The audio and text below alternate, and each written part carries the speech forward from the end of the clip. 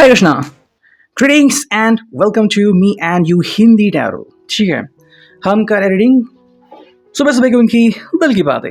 आज सुबह कोई आपके बारे में क्या सोच रहा है, ये हमारा टॉपिक और हम कर रहे हैं रीडिंग। हमारे सामने है कुछ ऑब्जेक्ट्स। ठीक है, वैसे तो हम लेने वाले हैं 2 टैरो, ठीक है, और कुछ ओरेकल।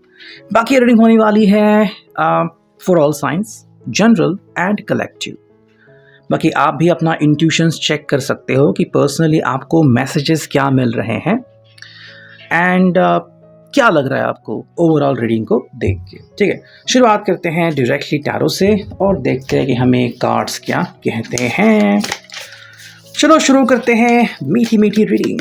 ओके, पहला ही कार्ड आ गया page of cups. Okay, second जो कार्ड है वो है पेज ऑफ वॉन्ड्स, दोनों ही पेज। चलो, यहाँ पे है द हर्मिट एंड एक 4th कार्ड चुनते हैं जो आ चुका है द स्टार। ठीक है, हालांकि हम सारे कार्ड स्ट्रेट लेंगे, रिवर्स नहीं लेंगे। तो सुबह की शुरुआत, गुड मॉर्निंग, काफ़ी बढ़िया लग रही है यहाँ पे, बिकॉज हम देख रहे हैं कि भाई पेज ऑफ कप्स है यहाँ पे एंड साथ में है पेज ऑफ वॉन्ड्स। अगर हम बात करते हैं सीधा इस कार्ड के बारे में तो हम कह सकते हैं कि भाई इस व्यक्ति की जो अभी की अभिलाषा है वो काफ़ी पॉजिटिव है, सकारात्मक है। एंड इसका सिंपल सा कहना है कि भाई दिल से दिल जुड़ जाए, दिल से दिल मिल जाए। मतलब अगर आप कुछ इनसे कहना चाह रहे हो, इनके कान तरस गए आपकी बातें सुनने के लिए। ठीक है, ये बात यहाँ पे आ रही है। अब ऐसा क्यों हो रहा है? बिकॉज देखो, एक तरफ तो ये पर्सन कह रहा है कि मैं बहुत उतावला हो रहा हूँ ये बातें जानने के लिए, आपकी आवाज़ सुनने के लिए, आपसे मिलने के लिए। ठीक है, ओवरऑल काफ़ी सकारात्मक दृष्टिकोण दिख रहा है यहाँ पे। साथ में पेज ऑफ वॉन्ड्स, मतलब केयरलेसनेस, मतलब जैसे हमने अभी सुबह रीडिंग की थी कि कोई ऐसा मतलब बिग इशू नहीं है इनके सामने फ़िलहाल, तो एकदम से मस्ती मज़ा में जी रहे हैं। ठीक है, कि बस मैं खुश हूँ एंड आप बस कांटेक्ट करो एंड मुझे बहुत बढ़िया लगे, मेरे दिल को सुकून मिले, मैं बढ़िया फील करूँ और मुझे चाहिए क्या, है ना। तो बहुत ही सिंपल उन्होंने अपनी उपलब्धियाँ रखी हैं कि बस बातें करनी है, अगर मिल सके तो मिलना है एंड खुश रहना है। ओके, इसके बगैर उनको कुछ और नहीं चाहिए एक्स्ट्रा। अब ये जो बदलाव है ये क्यों आ गया है, उसके पीछे है द हर्मिट एंड यहाँ पे है द स्टार। देखो, इन्होंने जान लिया है ना कि क्योंकि कई बार हम ऐसा करते हैं कि बहुत बड़ी उपलब्धि के बारे में सोचते हैं। फॉर एग्जांपल किसी का बर्थडे जो साल में सिर्फ एक बार आता है, लेकिन 365 दिनों में से हर दिन जो है वो काफ़ी इंपॉर्टेंट होता है ना। तो अगर आप उस दिन को समझे, अगर आप उसकी बात समझे, तो सिंपल बात आती है यहाँ पे, ध्यान देना चाहिए कि हमें हमारी किस्मत क्या कह रही है। अगर हम हर दिन के ऊपर फोकस करें, छोटी छोटी बातों के ऊपर फोकस करें, तो इसको लग रहा है कि भाई मुझे ये बात इंपॉर्टेंट है, आपने मुझसे कुछ कहा, मैंने वो सुना, हमें खुशी मिली, दैट्स इट, है ना। तो अभी की खुशी हमें अभी चाहिए, उसके लिए हमें इतना सारा इंतज़ार करने की ज़रूरत नहीं है। ठीक है, तो ओवरऑल काफ़ी स्वीट सा रीडिंग यहाँ पे आ चुका है। देखो, यहाँ पे 3 ऑफ कप्स का रीडिंग, मतलब कि भाई ये बस ना ओवरऑल खुश हैं। ठीक है, चाहे आप फ्रेंड्स के बारे में बोलो या फिर इनके आजू बाजू बोलो, ये बस इस चीज़ को देखते हुए खुश है कि भाई हाँ, मेरी ज़िंदगी में बढ़िया चीज़ें हो रही हैं। ठीक है, सब कुछ बढ़िया है and that's pretty good about it. देखो, नेक्स्ट जो आ गया है वो है 2 ऑफ वॉन्ड्स की एनर्जी। यहाँ इस पर्सन की जो कहने की कोशिश है वो ये है कि वो बस आप ही का इंतज़ार कर रहे हैं या फिर आपकी एनर्जी को वो महसूस कर रहे हैं। ठीक, मतलब हर बार जैसे कि आप इनको सुबह मॉर्निंग कहते हो या फिर जो आपका सुबह का तरीका है, तौर तरीका एक दूसरे को ग्रीटिंग्स करने का, वो तरीका इनको बहुत अच्छा लगता है, फिर वो तरीका इनको लुभाता है। ठीक है, एंड इसलिए पर्सन कह रही है कि I want you to be with me. आप हर समय इनके साथ रहो, चाहे तो फिर वर्चुअली रहो कि बस आप फ़ोन पे बातें करो, इनको बहुत अच्छा लगेगा। या फिर अगर आप हर रोज़ मैसेज करते हो, मतलब ज़्यादा कुछ एक्सपेक्टेशंस नहीं है कि आज ऐसा ही करना चाहिए, वो करना चाहिए। छोटी छोटी बातें ना बहुत बड़ी खुशी दे के जाती है, और ये बात इस पर्सन को अभी फ़िलहाल समझ में आ चुकी है। अगर अब इस एनर्जी के पर्सन ज़िंदगी भर अपने दिमाग में रखे तो खुशियाँ ही खुशियाँ हैं, है ना। देखो, क्योंकि यहाँ पे है एस ऑफ वॉन्ड्स की एनर्जी कि खुशियाँ ढूंढने से नहीं मिलती, आपको वो पल ढूंढने होते हैं जहाँ से खुशियाँ मिलती हैं। ओके, वरना तो देखा जाए तो भाई हर पल में कोई ना कोई मुश्किल है ही, है ना। ऐसा दिन नहीं कि जहाँ पे मुश्किलें नहीं आती, बट खुशियाँ अगर आप चाहो तो है वहाँ पे, वरना नहीं है। ये तो मतलब आपका दृष्टिकोण है, आप क्या सोचते हो। और अभी इस पर्सन की जो सोच है ना वो इसी के ऊपर बेस्ड है कि मुझे एग्जैक्टली चाहिए क्या, मैं क्या हासिल कर सकता हूँ। देखते हैं सेकेंड टैरो। ठीक है, ये भी हो रही है स्वीट सीलिंग और कटिंग काफ़ी फास्ट हो रही है, ज़्यादा हमें वेट करने की ज़रूरत नहीं है। फोर ऑफ सॉर्ड्स की एनर्जी यहाँ पे प्रस्तुत है। अब देखो फोर ऑफ सॉर्ड्स ना अपने आप में बहुत कुछ बता रही हैं। क्या बता रही है कि देखो अगर सब कुछ बढ़िया हो रहा है ना, प्लस यहाँ पे फोर ऑफ पेंटिकल्स है, तो दोनों जो 4 नंबर हैं आज उनके लिए इंपॉर्टेंट हो सकते हैं कि बस ज़्यादा कुछ नहीं करना है। अगर बढ़िया हो रहा है ना तो उसे होने देना चाहिए। मतलब कई बार हम करने कुछ और जाते हैं, होता कुछ है ना। आपने भी कई बार देखा होगा कि आपका कोई प्यारा सा फ्रेंड या फिर आपका कोई लवर है ना, ये कई बार कुछ बोलना चाहते हैं लेकिन मुंह से शब्द कुछ और निकलते हैं, तो जो होना था उससे परे होता है। तो इससे बढ़िया है कि जो हो रहा है उसको होने दो, शांत रहो। ये बात इस पर्सन ने अभी अनुभव किया है और उसी को फॉलो कर रहा है। प्लस यहाँ पे 7 ऑफ कप्स, करने को तो बहुत कुछ है, चाहने को तो बहुत कुछ है ना। मतलब चाहे तो बहुत कुछ मिल भी सकता है और हासिल भी सब कुछ कर सकते हो, लेकिन अभी इस वक्त आपको चाहिए क्या, तो वो है 4 ऑफ पेंटिकल्स। जो है उसी में खुश रहो, है ना।